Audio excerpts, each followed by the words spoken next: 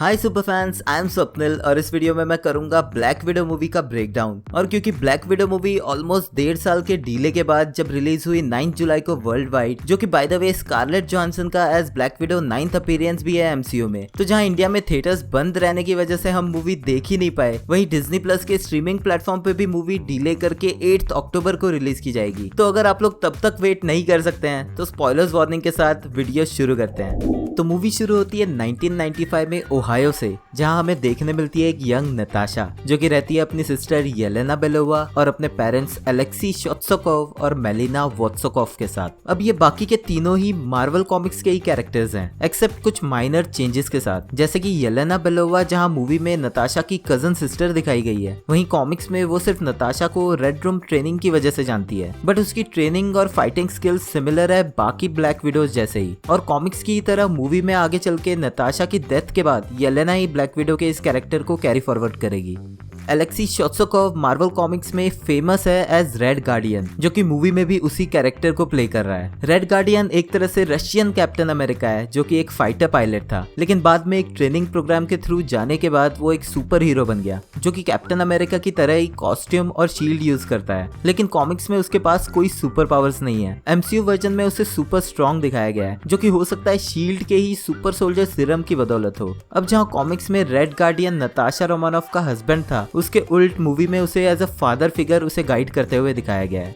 वहीं मेलिना वोत्सोकोव भी कॉमिक्स में रशियन असैसिन है, मतलब वो है तो Russian government trend spy he, but वो ब्लैक विडो की आर्च एनिमी के रूप में ज्यादा फेमस थी, जिसका निकनेम था आयरन मेडन, जो कि यूज करती थी एक मेटल सूट और एक मास्क, जिसे हम एज अ ईस्टर एग आगे चल के उसके घर में देखेंगे भी। बट एमसीयू वाली मेलिना रेड रूम प्रोग्राम से ट्रेंड एक ब्लैक विडो ही है, और साथ ही वो नताशा के लिए एक मदर फिगर भी है।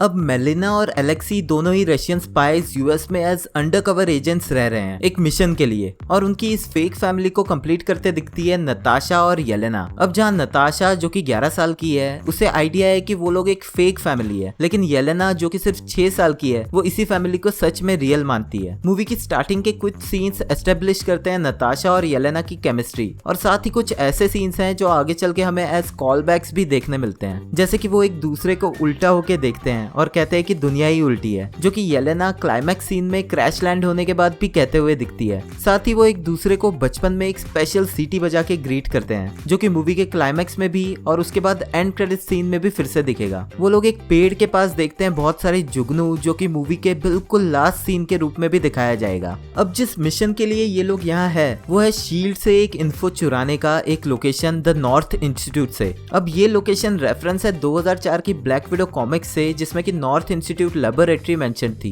अब इस मिशन को ये लोग सक्सेसफुली कंप्लीट तो कर लेते हैं, बट शील्ड के एजेंट्स उनके पीछे पड़ जाते हैं, और मेलिना के इंजर्ड होने के बावजूद वो लोग वापस पहुंचते हैं अपने बेस क्यूबा में, जहां इसी डाटा को वो देते हैं अपने इंचार्ज जनरल ड्रेकोव को। अब जनरल ड्रेकोव ही है उस रशियन रेड रूम प्रोग्राम का हेड, जिसके थ्रू सभी ब्लैक विडोज ट्रेन होती हैं। यानी कि ये वही इंसान है जो कि यंग गर्ल्स को किडनैप करके उनकी ट्रैफिकिंग करता है, और उनमें से कुछ को उनकी स्किल्स के बेस पे रेड रूम ट्रेनिंग प्रोग्राम में ब्रेन वॉश करके एज असैसिन्स क्रिएट करता है। मूवी के टाइटल क्रेडिट सीन में ड्रेकोव के कॉन्टेक्ट्स दिखाए गए हैं वर्ल्ड लीडर्स के साथ, जो कि ऑफ कोर्स फोटोशॉप फोटोज हैं, बट इनमें वो दिखता है रशियन प्रेसिडेंट व्लादिमीर पुतिन और यूएस के 2 प्रेसिडेंट जिमी कार्टर और बिल क्लिंटन के साथ। इन्हीं क्रेडिट्स में हमें टीवी में न्यूज दिखती है ऐसे ही और फेक रशियन फैमिलीज के बारे में। जिस चैनल पे ये न्यूज दिख रही है वो है WHIH25, यानी कि एमसीयू वर्ल्ड का न्यूज चैनल, जिसको हम पहले भी कई मूवीज में देख चुके हैं। अब ड्रेकोव भी नताशा और येलेना को रेड रूम ट्रेनिंग के लिए भेजता है, और नताशा के ट्राई करने के बावजूद वो उन दोनों को अलग कर देते हैं, बट इन सब के बीच में नताशा उन दोनों की एक फोटो येलेना को पास कर देती है, जो कि आगे चल के हमें फिर से देखने मिलेगी। अब यहीं से ये चारों लोग अलग हो जाते हैं और कई साल निकल जाते हैं, और क्योंकि हमें नताशा के पॉइंट ऑफ व्यू से आगे की स्टोरी पता है, तो इसी ड्यूरेशन में नताशा को क्लिंट बार्टन रिक्रूट करता है शील्ड के लिए बुडापेस्ट में, जहां वो मार देते हैं ड्रेकोव को एक बॉम्ब ब्लास्ट में, और इसी मिशन के थ्रू वो रेड रूम प्रोग्राम को खत्म कर देते हैं, जो कि हमारे लॉन्ग पेंडिंग क्वेश्चन को फाइनली आंसर करता है कि आखिर बुडापेस्ट में क्या हुआ था। बट कहानी में थोड़ा ट्विस्ट है, यानी कि ऑफ कोर्स ड्रेकोव इस सब के बाद भी जिंदा है और रेड रूम प्रोग्राम भी चल रहा है, बट उसके बारे में आगे, बिकॉज इससे जुड़ा है मूवी का एक बहुत इंपॉर्टेंट प्लॉट पॉइंट। अब जैसे कि सभी को ऑलरेडी पता है कि मूवी की टाइमलाइन बेस्ड है कैप्टन अमेरिका सिविल वॉर और अवेंजर्स इन्फिनिटी वॉर्स के बीच में, जब नताशा पहले तो टोनी का साथ देने को रेडी हो जाती है, बट बाद में रियलाइज करती है कि स्टीव को उसके सपोर्ट की ज्यादा जरूरत है और वो उसके साथ हो जाती है। अब फास्ट फॉरवर्ड 21 साल बाद हम देखते हैं नताशा को ट्रैप्ड एक बिल्डिंग में, जहां थंडरबोल्ट रॉस आर्मी के साथ उसे पकड़ने के लिए अटैक करता है। अब थंडरबोल्ट रॉस वही गवर्नमेंट एजेंट है जिसके प्रोग्राम्स के थ्रू ब्लॉन्स्की अबोमिनेशन बना था, साथ ही वही था जो कि सभी अवेंजर्स को गवर्नमेंट कंट्रोल के अंडर लाना चाहता था सोकोविया अकॉर्ड्स यूज करके। उनके फोन कन्वर्सेशन में वो उसे ब्लेम करता है वकांडा के किंग पे अटैक करने के लिए, जो कि उसने किया था स्टीव और बकी को एयरपोर्ट फाइट से बच के जाने देने के लिए। साथ ही वो बात करता है बार्टन, विल्सन और द इनक्रेडिबल श्रिंकिंग कन्विक्स की, जो कि एक क्लिंट बार्टन, सैम विल्सन और एंटमैन यानी कि स्कॉट लैंग, जो कि गवर्नमेंट की जेल्स में है। अब गवर्नमेंट नताशा को ट्रैक कर रही होती है उसके सूट के ट्रैकर से, बट नताशा उन्हें ट्रैक करके ऑलरेडी नॉर्वे पहुंच जाती है एक शिप से।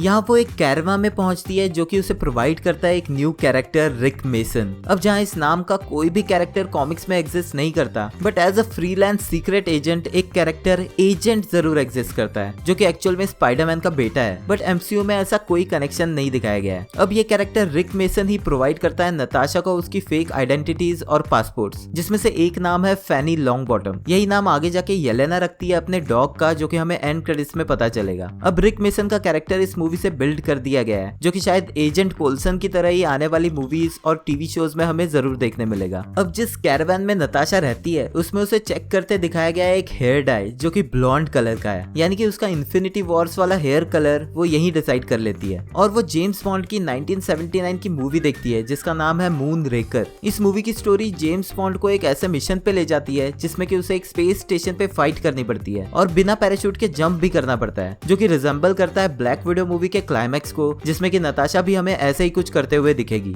इसी के पैरेलल इवेंट्स में येलेना, जो कि अब एक ब्लैक विडो बन चुकी है, वो कुछ और ब्लैक विडोज के साथ मिलके एक बागी ब्लैक विडो को पकड़ने के पीछे है, जिसके पास है एक पैकेज। इस ब्लैक विडो का नाम है ओक्साना। अब ब्लैक विडो की कॉमिक्स में नताशा की बैले इंस्ट्रक्टर का नाम था ओक्साना, तो ये नाम शायद कॉमिक्स का एक रेफरेंस हो सकता है। अब जैसे ही येलेना उसे पकड़ के इंजर्ड कर देती है, वो एक ट्यूब फोड़ के केमिकल गैस उसके फेस पे रिलीज करती है, जिससे कि येलेना रेड रूम के माइंड कंट्रोल से बाहर आ जाती है। अब जहाँ कॉमिक्स में रेड रूम ट्रेनिंग में फिजिकली और मेंटली ब्लैक विडोज को माइंड वॉश करके स्पाइस बनाया जाता था, वही यहाँ एमसीयू में दिखाया गया है कि 21 साल पहले जो डेटा एलेक्सी और मेलिना ने चुराया था, उसी से रेड रूम ने क्रिएट किया एक ऐसा केमिकल जो कि इन सभी ब्लैक विडोज का माइंड कंट्रोल कर सकता है। ये सिमिलर है हाइड्रा के उस माइंड कंट्रोल टेक्निक से जो कि बकी बार्न्स पे यूज किया गया था उसे विंटर सोल्जर बनाने के लिए। अब ओक्साना के हाथ उसी माइंड कंट्रोल केमिकल का एंटीडोट रेड डस्ट लग जाता है, जो कि यूज किया जा सकता है ब्लैक विडोज को रेड रूम के कंट्रोल से बाहर निकालने के लिए। अब ये एजेंट ओक्साना तो मर जाती है, लेकिन येलेना होश में आके खुद उस पैकेज को लेके वहां से भाग जाती है और रिक मेसन के थ्रू उस रेड डस्ट के पैकेज को भिजवाती है नताशा के पास, ये सोच के कि नताशा हेल्प लेगी अवेंजर्स में उसके साइंटिस्ट फ्रेंड्स जैसे कि टोनी स्टार्क या ब्रूस बैनर का, और शायद अवेंजर्स ये फिगर आउट कर लेंगे कि रेड रूम प्रोग्राम अभी भी एक्टिव है और उसे स्टॉप करने की कोशिश करेंगे। यानी कि येलेना को अवेंजर्स के बारे में तो पता है, बट उसे पूरी डिटेल्स नहीं पता। जैसे कि इस मूवमेंट पे अवेंजर्स ऑलरेडी डिवाइड हो चुके हैं, जिनमें से कि कुछ गवर्नमेंट के लिए काम कर रहे हैं तो कुछ गवर्नमेंट की जेल्स में कैद है और कुछ तो स्पेस में अपनी अलग प्रॉब्लम से जूझ रहे हैं। अब नताशा, जिसे कि ये नहीं पता कि उस पैकेज में क्या है, वो उसे लेके अपनी कैरावा से ट्रेवल करती है और तभी उस पर अटैक करता है टास्क मास्टर। अब टास्क मास्टर मार्वल कॉमिक्स का एक बहुत ही फेमस कैरेक्टर है टोनी मास्टर्स, जो कि शील्ड का ही एक बागी एजेंट था। बट कॉमिक्स में जहाँ टास्क मास्टर के पास थी फोटोग्राफिक मेमोरी, जिससे कि वो अपने ओपोनेंट्स के एक्शंस और फाइटिंग स्टाइल को एग्जैक्टली कॉपी करके उनसे लड़ता था, बट मूवी में टास्क मास्टर को एक सीक्रेट रखा गया है जिसके बारे में आगे बताऊंगा, वरना सस्पेंस स्पॉइल हो जाएगा। लेकिन एमसीयू का टास्क मास्टर भी कॉमिक्स वाले टास्क मास्टर की ही तरह ना ही सिर्फ अपने ओपोनेंट्स की फाइटिंग एबिलिटीज को कॉपी कर सकता है, बल्कि उनके अगले मूव्स और उन्हें डैमेज करने के तरीके भी प्रेडिक्ट कर सकता है। हमें मूवी में उसे अलग अलग सुपर हीरोज की फाइटिंग स्किल्स कॉपी करते हुए दिखाया है, जिसमें कि वो ब्लैक पैंथर के वाइब्रेनियम क्लॉज वाला मूव, हॉकाई की एरो शूटिंग स्किल्स, नताशा की exact fighting style, captain America की शील्ड फ्लिप, और बकी बार्न्स की knife flip fighting skills copy करते हुए दिखता है। अब नताशा रियलाइज करती है कि टास्क मास्टर उसके पीछे नहीं बल्कि उस पैकेज के पीछे है और वो उसे ट्रिक करके पैकेज अपने साथ ले जाती है। अब इसी पैकेज में उसे मिलती है अपनी और येलेना की बचपन वाली फोटो, जिससे कि उसे रियलाइज होता है कि इस पैकेज के पीछे येलेना है और वो आती है फाइनली उनके बचपन के घर में बुडापेस्ट। यहीं पर वो मिलती है येलेना से और उसे पता चलता है कि रेड रूम प्रोग्राम अभी भी एक्टिव है और जनरल ड्रेकोव भी जिंदा है। इसी रूम्स में वॉल पे कुछ होल्स दिखते हैं जिसके बारे में येलेना के कमेंट करने पे नताशा उसे बताती है कि वो बुलेट होल्स नहीं एरो होल्स हैं, जो कि पास्ट में क्लिंट बार्टन के उस रूम में होने की हिंट है। वो लोग वहां से निकलने का प्लान कर ही रहे होते हैं तभी बहुत सारी ब्लैक विडोज उन पे अटैक करती हैं। वो दोनों उनसे बच के तो निकल जाते हैं बट फिर टास्क मास्टर उनके पीछे पड़ता है एक लार्ज टैंक लेके। उनकी कार क्रैश होके गिरती है एक अंडरग्राउंड सबवे में और यहाँ नताशा येलेना को लेके घुसती है सबवे के वेंट्स में, जिससे कि वो टास्क मास्टर को फूल करके फाइनली बचते हैं। अब यही जाके पता चलता है कि इसी तरह के सिमिलर इंसिडेंट्स हुए थे पिछली बार जब नताशा को शील्ड में रिक्रूट करने के लिए आया था क्लिंट बार्टन यानी कि हॉकाई। अब मैं तसल्ली से बात करने वाला हूँ बुडापेस्ट की, क्योंकि हमें इतना ज्यादा सस्पेंस में रखा गया था इस इवेंट को लेके जो हुआ था बुडापेस्ट में। क्लिंट बार्टन जो कि एक्चुअल में रिक्रूट करने आया था नताशा रोमानोव को, जो कि रेडी थी शील्ड के साथ काम करके ड्रेकोव को खत्म करने के लिए। इसी प्लानिंग में नताशा के कंफर्म करने पर क्लिंट बॉम्ब ब्लास्ट करता है ड्रेकोव के ऑफिस में और पता होते हुए भी नताशा मरने देती है उसकी बेटी को। इसी के बारे में अवेंजर्स के फर्स्ट पार्ट में लोकी नताशा को पूछते हुए भी दिखता है। इसी इवेंट के बाद जब शायद बाकी ब्लैक विडोज और रशियन गवर्नमेंट उन दोनों के पीछे होती है, वो लोग इन्हीं वेंट्स में छुपते हैं 2 दिन तक। यहाँ वेंट्स में शायद टाइम पास के लिए वो हैंगमैन गेम खेलते हैं, जो कि एक बहुत ही पॉपुलर गेम है जिसमें कि जो वर्ड गेस किया जा रहा है वो है शायद बटरफ्लाई। और ये इस बात को एस्टेब्लिश भी करता है कि यहीं से शायद नताशा और क्लिंट की फ्रेंडशिप शुरू हुई थी, जो कि इतनी गहरी हो गई थी कि ना ही सिर्फ उन दोनों को एक दूसरे के सभी सीक्रेट्स पता थे बल्कि एंड गेम में दोनों ही एक दूसरे के लिए सैक्रिफाइस करने को रेडी थे। नताशा और येलेना कुछ देर बाद वहां से निकल जाते हैं और एक स्टोर में कुछ सप्लाईज लेते हैं, जहां पर येलेना नताशा की फाइटिंग पोज को लेके उसका मजाक उड़ाती है। बट मूवी के क्लाइमैक्स फाइट में वो खुद भी नताशा की ही तरह लैंड करते हुए दिखती है। फिर वो मिलते हैं रिक मेसन से, जो कि उनको प्रोवाइड करता है एक हेलीकॉप्टर जिसको लेके वो छुड़ाने निकलते हैं एलेक्सी शोत्सकोव को। अब एलेक्सी कैद है एक रशियन प्रिजन में, जो कि ड्रेकोव की वजह से यहाँ पिछले 20 सालों से है। एलेक्सी की बॉडी पे हमें बहुत सारे टैटूज दिखते हैं, जिनमें कि उसकी चेस्ट पे दिखते हैं डबल हेडेड ईगल का टैटू, जो कि रिप्रेजेंट करता है रशियन एम्पायर को। उसके दोनों हाथों की उंगलियों पर कार्ल मार्क्स लिखा है, जो कि एक फेमस जर्मन फिलोसोफर और इकोनॉमिस्ट था। साथ ही उसके नेक के पास मेलिना का टैटू भी दिखता है और उसके शोल्डर पे 2 रोजेस के टैटू है, जिनके नीचे लिखा है सिरिलिक स्क्रिप्ट में नताशा और येलेना।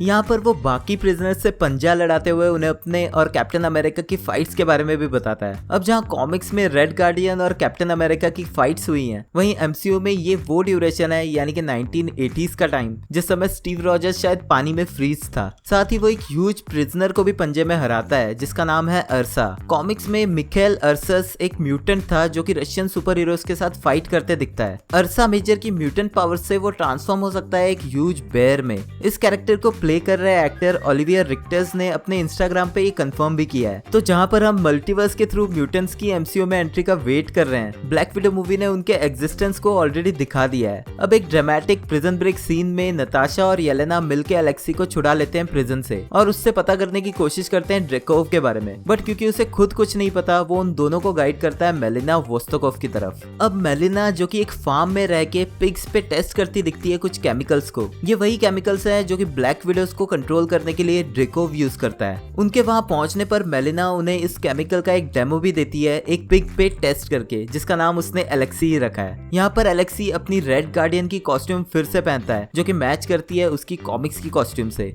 यहाँ वो चारों फाइनली कई सालों के बाद वापस एज अ फैमिली फिर से इकट्ठे होते हैं और वही करते हैं जो कि एक नॉर्मल फैमिली डाइनिंग टेबल पे करती है। हाँ, झगड़ा शुरू करते हैं। इसी झगड़े में येलेना अपनी फीलिंग्स रिवील करती है कि कैसे वो बाकी तीनों को अपना फैमिली मेंबर ही मानती थी और बाकी सब भी इमोशनल हो जाते हैं। जब येलेना गुस्सा होकर निकल जाती है दूसरे कमरे में तो एलेक्सी उसे मनाने जाता है। यहीं पर उनके कन्वर्सेशन में येलेना एलेक्सी को एज क्रिम्सन डायनामो कह के बुलाती है। अब क्रिम्सन डायनामो ये रेफरेंस है मार्वल कॉमिक्स के एक सुपर विलन एंटोन वांको का, यानी कि आयरन मैन 2 मूवी के विलन इवान वांको का फादर। यहाँ नताशा को मेलेना बताती है कि उसने ऑलरेडी ड्रेकोव को उनके बारे में इन्फॉर्म कर दिया है और ड्रेकोव के एजेंट्स और ब्लैक विडोज वहाँ अटैक करके उन तीनों को बेहोश करके ले जाते हैं रेड रूम के बेस पे, जो कि है शील्ड की टेक्नोलॉजी की तरफ बनाया गया एक एरियल स्टेशन यानी कि हवा में। जो ब्लैक विडो की ड्रेस मेलिना ने यहाँ पहनी है वो अब तक की सभी मूवीज की कॉस्ट्यूम में सबसे क्लोजली मैच करती है कॉमिक्स वाली ब्लैक विडो की कॉस्ट्यूम से। अब रेड रूम बेस पे पहुंच के मेलिना जाती है ड्रेकोव से मिलने।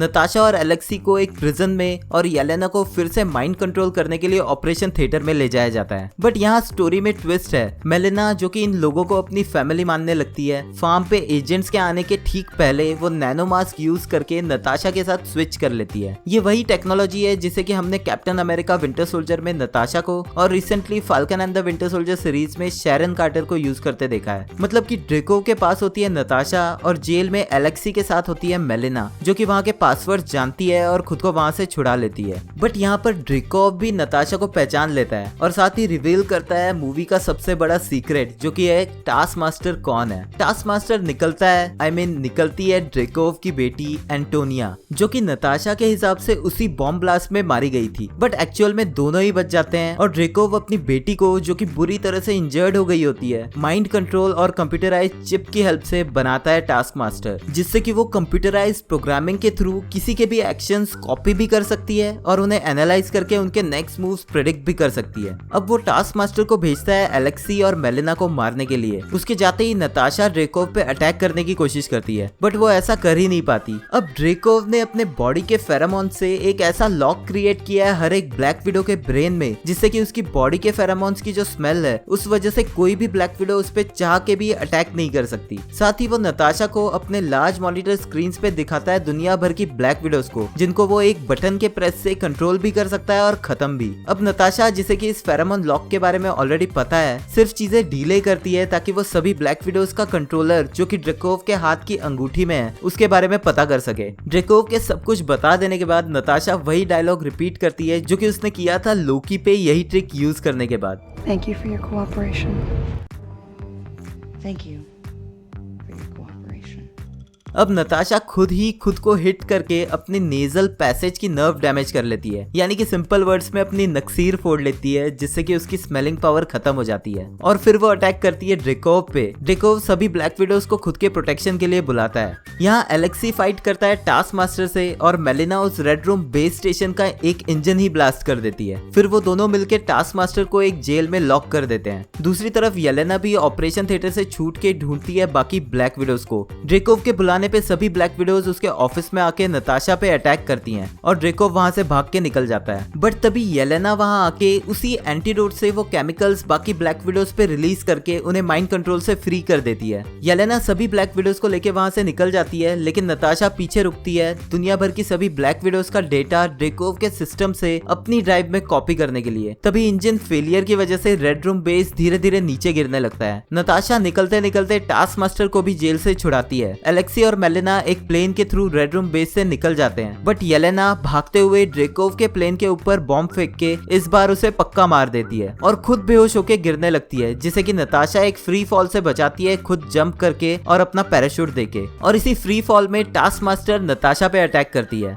एक जबरदस्त फ्री फॉल फाइट सीन के एंड में लैंड होने पे नताशा उसी एंटीडोट को टास्क मास्टर पे यूज करके उसे भी फाइनली फ्री करती है माइंड कंट्रोल से। नताशा को येलेना मिलती है और एलेक्सी और मेलिना भी उन्हें ढूंढ लेते हैं। तभी उनको दूर से थंडरबोल्ट रॉस की आर्मी कॉन्वॉय आते हुए दिखती है और नताशा उसके पास बचा हुआ एक आखिरी एंटीडोट और वो ड्राइव जिसमें उसने सारी ब्लैक विडोज की इंफॉर्मेशन कॉपी की थी येलेना को देती है, ताकि वो बाकी सभी ब्लैक विडोज को माइंड कंट्रोल से छुड़ा पाए। येलेना जाते हुए नताशा को अपनी वेस्ट देती है और वो तीनों निकल जाते हैं बची हुई ब्लैक विडोज के साथ एक प्लेन में। अब सीधे 2 वीक्स के ब्रेक के बाद हमें एक छोटा सा प्री क्रेडिट सीन देखने मिलता है, जिसमें कि नताशा फिर मिलती है रिक मेसन से। यहाँ नताशा के बाल ऑलरेडी ब्लॉन्ड दिखते हैं और वो वही वेस्ट पहने हुए है जो कि येलेना ने उसे दी थी। और हमें पता चलता है कि अब नताशा जा रही है अपनी दूसरी फैमिली यानी कि अवेंजर्स की हेल्प करने के लिए। रिक मेसन उसके लिए अरेंज करता है एक ट्विन जेट, जो कि आगे चल के हमें अवेंजर्स इन्फिनिटी वॉर में भी देखने मिलता है। और फिर उसके जाते ही हमें एज अ लास्ट सीन वैसे ही जुगनू उड़ते हुए दिखते हैं जैसे कि मूवी के स्टार्टिंग में दिखाया गया था, और यहीं खत्म होती है ब्लैक विडो मूवी। अब पोस्ट क्रेडिट सीन दिखाता है येलेना को, जो कि of course Avengers end game के बाद का टाइम है, यानी कि नताशा ऑलरेडी मर चुकी है। येलेना नताशा की ग्रेव पे आती है फूल रखने, यहीं उससे मिलती है कंटेसा वैलेंटीना जो कि उसे असाइन करती है उसका नेक्स्ट टारगेट, ये कहते हुए कि यही है जिम्मेदार नताशा की मौत का। और हमें दिखती है फोटो जो कि है क्लिंट बार्टन की।